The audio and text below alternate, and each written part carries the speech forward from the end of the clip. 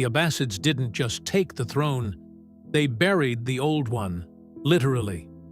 As-Saffah, the bloodshedder, crushed the Umayyads in battle, then finished the job with dinner. He invited the survivors to a peace banquet, and while they reached for the bread, his men reached for their swords. He had the old Umayyad graves dug open and burned too. One prince escaped, riding all the way to Spain. Smart move.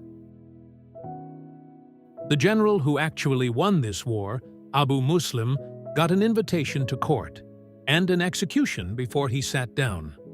Loyalty has a shelf life.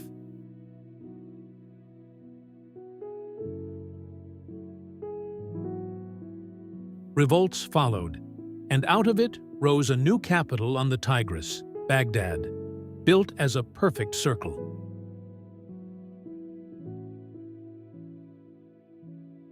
Harun al-Rashid took the throne at 22, and Baghdad turned into the kind of place storytellers couldn't stop writing about.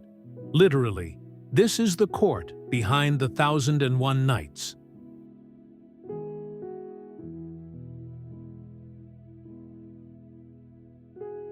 Running the empire's paperwork was a Persian family, the Barmakids, and Yahya's son Jafar became Harun's best friend, closer to the caliph than anyone alive. Baghdad kept growing too, pulling in merchants and poets from 3 continents. Harun even sent Charlemagne an elephant, walking off a boat in front of Franks who had never seen one. Then, in 803, everything turned. Jafar, the closest man in the empire, was executed without warning, his head left on a bridge.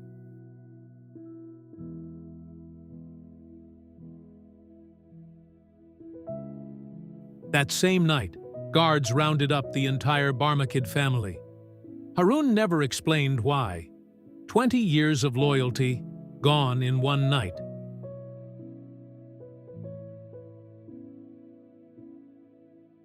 His wife Zubaydah spent her own fortune building wells across the desert to Mecca, wells pilgrims used for generations.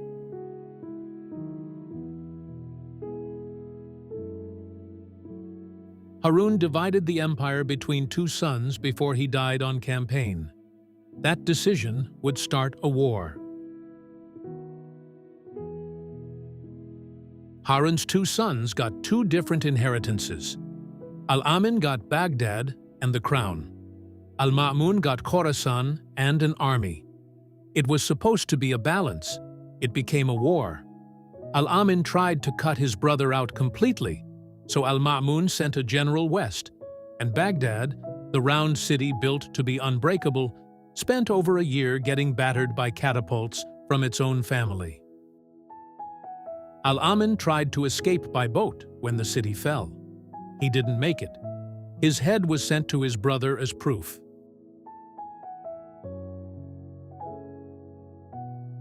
Al-Ma'mun became sole caliph over a capital he'd personally helped wreck. One way to start a golden age, I suppose.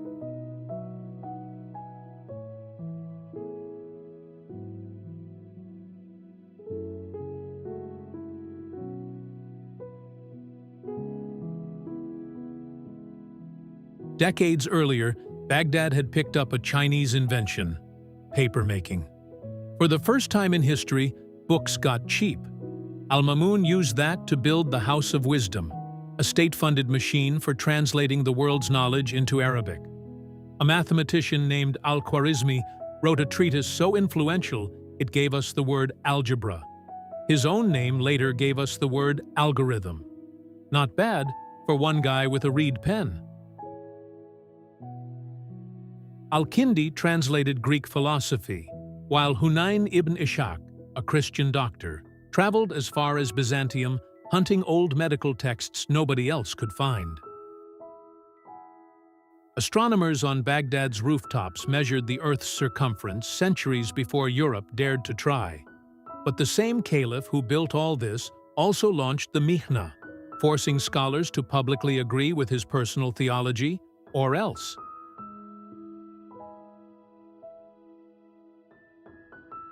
A scholar named Ahmad ibn Hanbal refused and got imprisoned and flogged for it, becoming a symbol precisely because he wouldn't fold.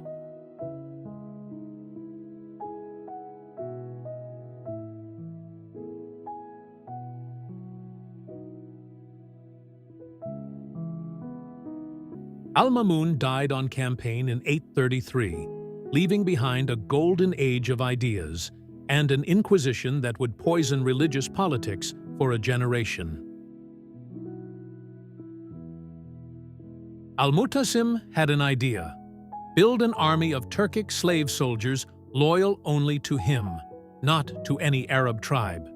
It worked, right up until it didn't. Riots between his new guard and Baghdad's residents got so bad, he moved the entire capital to Samarra instead. Samarra went up almost overnight, the largest mosque in the Islamic world, a spiral minaret visible for miles. Impressive. Also, in hindsight, a warning sign. When your bodyguards can relocate your capital, they can do a lot more. Al-Mutawakkil found that out. He kept building lavish palaces while his own Turkish guards grew stronger than he was, and in 861 they killed him in his own home. What followed is remembered as the Anarchy at Samarra. 3 caliphs crowned and murdered within a single decade. Al-Mu'tadi tried fighting back and lasted less than a year. Meanwhile, enslaved laborers in southern Iraq rose up for 14 years, at one point threatening Baghdad itself. Eventually, a calmer caliph moved the capital back to Baghdad.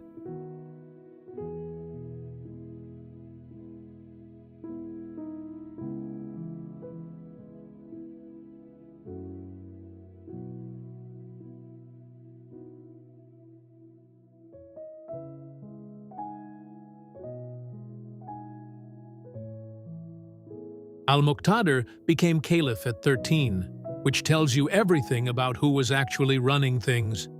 Real power belonged to viziers and generals standing behind the throne. The cracks kept spreading. A rival Shia caliphate declared itself in North Africa, splitting the Muslim world's religious authority in two. Then a radical sect called the Karmatians stormed Mecca and ripped the sacred black stone right out of the Kaaba, holding it hostage for over 20 years. Nothing was too sacred to steal.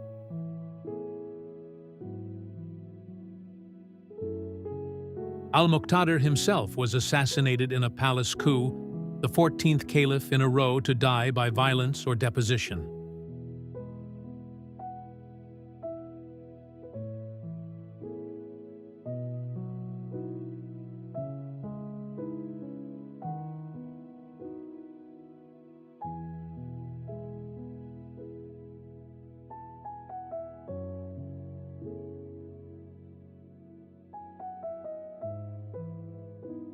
A Persian dynasty, the Buyids, saw the opening and marched into Baghdad without even bothering to remove the caliph. A powerless figurehead was more useful than an empty throne. One caliph who pushed back got blinded for the trouble. The Buyids took the old Persian title King of Kings, leaving the caliph nothing but a religious label. Baghdad now had 2 rulers, a Sunni caliph with no army, and Shia lords who held every soldier's loyalty. New management arrived in 1055. Tuhril Beg, leading Seljuk Turkish forces into Baghdad and ending Buyid rule. He invented a whole new title for himself, Sultan, an official word for holding all the actual power beside a powerless caliph. His vizier, Nizam al-Mulk, did something genuinely lasting. He founded the Nizamiya colleges, some of the first standardized universities anywhere in the Islamic world. A secretive sect then built a mountain fortress at Alamut and started sending trained killers after Seljuk officials for over a century.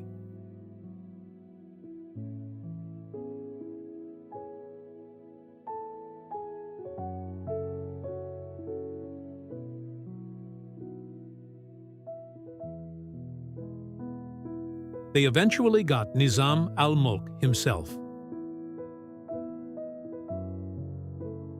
One caliph, al-Mustarshid, actually raised his own army and challenged a sultan directly, the first in over a century with the nerve to try.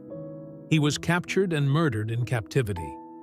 Decades later, al-Nasir finally managed a genuinely independent Abbasid state, if only for a little while.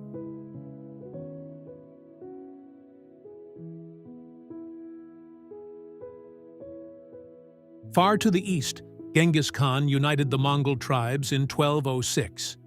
Nobody in Baghdad was watching closely enough. By 1258, his grandson Hulagu marched to the city and demanded surrender. The last caliph, al-Mustasim, trusted Baghdad's reputation alone to save it and barely armed the place. Reputation doesn't stop a siege engine. The walls came down in 2 weeks. Al-Mustasim was captured and executed, rolled in a carpet so no royal blood touched the ground. Small mercy, brutal method.